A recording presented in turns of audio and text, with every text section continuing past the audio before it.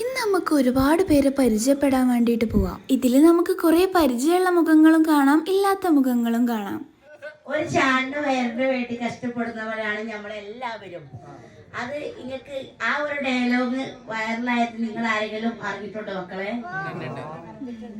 ആ സെലിബ്രിഷൻ വളവരാണ് നിങ്ങളെ മുന്നിൽ ഇപ്പോ വലിയ ആളായിട്ട് നിൽക്കുന്നത്. അതൊക്കെ സെലിബ്രിറ്റി ആയി നിൽക്കുന്നത്. ആ ഒരു സന്തോഷം ചാടൊന്നും എൻ്റെ മനസ്സിലില്ല.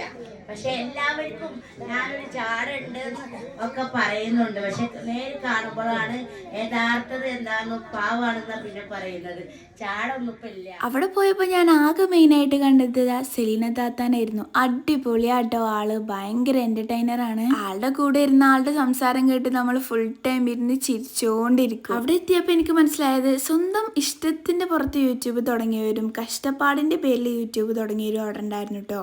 ഈ കുട്ടീനെ നോക്കുകയാണെങ്കിൽ ആള് കൊള്ളാലേ. ബാക്കി എന്തായാലും നമുക്ക് പാർട്ട് 2 നോക്കാം. അപ്പോൾ ഓക്കെ, ബൈ.